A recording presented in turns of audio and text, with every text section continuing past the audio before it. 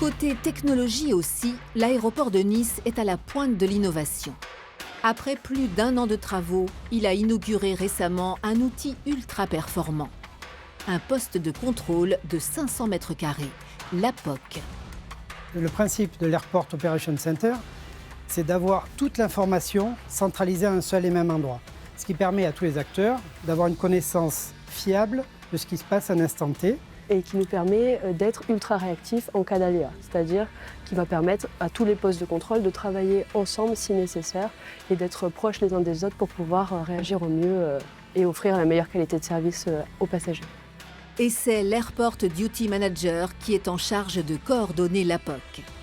Je suis une sorte de chef d'orchestre de ce centre ici de l'APOC, c'est-à-dire que je vais rassembler les informations et en cas de difficulté majeure, je vais pouvoir coordonner les opérations entre plusieurs postes de contrôle.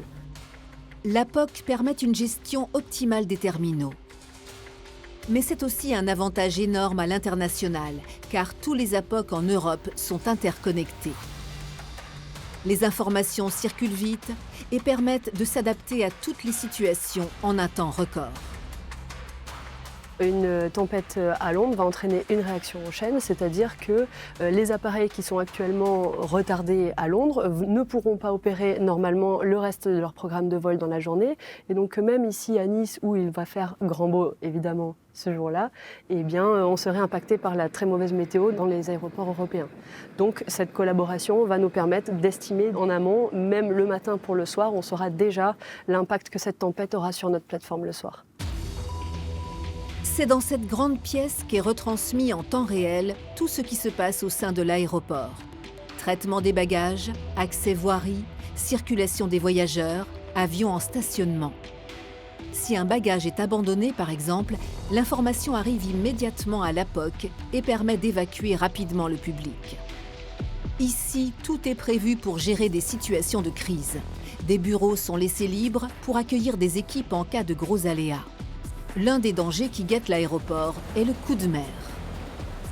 L'aéroport est en effet construit en bord de mer. La piste sud est située entre 100 et 300 mètres de distance de la berge. En cas de vent du sud, la houle peut inonder certains secteurs de la piste et projeter des galets sur le tarmac, malgré la digue de protection. L'exploitation de l'aéroport doit alors être réorganisée. On basculerait tout notre trafic sur une seule piste, on passerait en monopiste et dans ce cas-là, on risquerait d'avoir un impact sur la ponctualité de certains vols. Dans ce cas-là, on pourrait faire venir des équipes techniques pour déblayer, nettoyer, fermer une piste. En cas d'aléa, ça deviendrait un poste vraiment de commandement de crise. L'un des outils de ce nouveau poste de contrôle ultra connecté, c'est le Surface Manager. Sur le Surface Manager, c'est l'état en temps réel de la plateforme. Donc vous avez ici en rouge, ça nous permet de voir que la piste est fermée. Là, toute notre plateforme avec la mer autour qui est en plus foncée. La piste fermée, la piste ici qui est en fonction. Et ensuite, ici, les taxiways et les points de stationnement. On a également le statut des avions, c'est-à-dire que là, je peux savoir qu'un embarquement est en cours à cet endroit-là et que potentiellement l'avion va bientôt partir. Également nos véhicules techniques qu'on peut suivre en temps réel sur la plateforme. Les 1500 caméras réparties dans l'aéroport assurent une remontée d'informations ultra rapide au centre des opérations. L'APOC permet d'avoir un cheminement qui soit plus fluide, tout simplement parce qu'il y a une vision globale des différents process et donc le moindre aléa, il est détecté et tous les process anticipent l'impact potentiel que ça peut avoir. L'APOC, cette superstructure ultramoderne, positionne ainsi Nice parmi les aéroports européens les plus prestigieux, aux côtés de Londres, Francfort ou Rome. En France, seuls Lyon et Orly se sont équipés de cette technologie. L'aéroport de Nice reste ainsi un leader en matière de pilotage des opérations aéroportuaires. Bien loin de la Méditerranée, à plus de 9000 km de Nice et Marseille, l'île de la Réunion, dans l'océan Indien, est une destination touristique privilégiée. C'est ici que se tient l'un des plus gros chantiers aéroportuaires français, réalisé par les architectes d'Aya Life Designers en collaboration avec le cabinet Olivier Brabant Architectes. La construction d'une nouvelle aérogare. Mais les problématiques sont bien différentes de la métropole. Comment intégrer l'environnement et le climat spécifique de l'île pour concevoir un bâtiment novateur et en harmonie avec les éléments? Ce chantier est important et titanesque pour l'île de la Réunion. C'est actuellement le plus gros chantier de bâtiment sur l'île. On est sur un chantier qui pèse 65 millions d'euros. C'est une fierté pour moi d'avoir participé à cette opération parce que c'est la porte d'entrée de la Réunion. C'est l'un des plus gros chantiers de l'île. Les challenges sont multiples. Le nouveau bâtiment devra résister aux cyclones, mais aussi aux tremblements de terre et être le plus économe possible en énergie. Une étape importante des travaux, débutée en 2021, a été le montage d'une gigantesque structure en métal, le squelette de la nouvelle aérogare. Pour nous, donc, qui avons réalisé la charpente métallique, ce que ce chantier a d'exceptionnel, c'est par le poids de la charpente qu'on a mis en œuvre. Donc environ 600 tonnes de charpente métallique et le nombre de pièces à assembler entre elles, environ 10 000 pièces. 600 tonnes, c'est plus lourd qu'un Airbus A380 chargé, l'un des plus gros avions existants. Pour soutenir cette charpente colossale, un niveau zéro de 5 mètres de haut en béton a été aménagé, dans lequel sont enfoncés les poteaux de la charpente métallique. Le chantier en chiffres, on est sur 7000 m3 de béton. Soit à peu près l'équivalent de 3 piscines olympiques.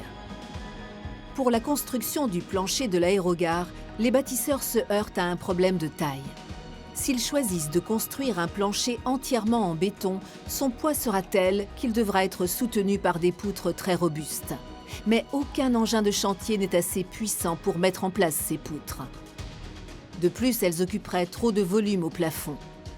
Les bâtisseurs ont donc trouvé une solution alternative. Une autre technique innovante sur cette opération, c'était la réalisation du plancher corps creux. Alors le corps creux, c'est une vulgaire boîte en plastique qui est mise entre deux dalles. Et cette boîte va créer un vide qui permet justement d'éviter de consommer énormément de béton. Et on imagine qu'il y a une dalle en dessous, une dalle au-dessus. Et au milieu, c'est comme un gruyère. Voilà. Le plancher de la nouvelle aérogare Ouest a été construit en corps creux. Une technique innovante qui a permis d'économiser du béton et de supprimer les poutres qui le soutiennent. Le corps creux est un caisson de 24 cm de haut au total, de 50 cm sur 50 cm et rempli d'air. 12 000 caissons ont été ainsi posés entre deux dalles de béton.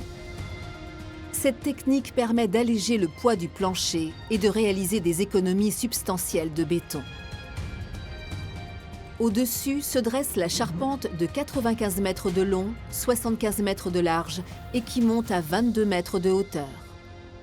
Les plus grandes pièces qu'on a assemblées sur ce projet, c'est les montants tubulaires du canyon. C'est la partie centrale du bâtiment, donc c'est des montants qui forment un V et c'est ces montants-là qui culminent jusqu'à 22 mètres de haut. Pour nous, on utilise des nacelles où les gars peuvent travailler en toute sécurité sans avoir besoin de marcher dans le vide puisqu'ils sont sur les plateformes. Ils sont néanmoins harnachés parce que le risque de chute, effectivement, on est à 20-25 mètres du sol. Il ne faut pas avoir le vertige et qui plus est, avec le vent, ça bouge quand même pas mal. Mais les gars sont habitués et font leur travail de là-haut. La contrainte, ça a été de positionner les nacelles à bras articulés sur la dalle en béton qui se trouve à 5 mètres de haut. Et comme vous le voyez autour de moi, il a fallu étayer cette dalle-là pour que la dalle béton puisse supporter le poids des nacelles. Une nacelle, ça pèse aux alentours de 8 tonnes.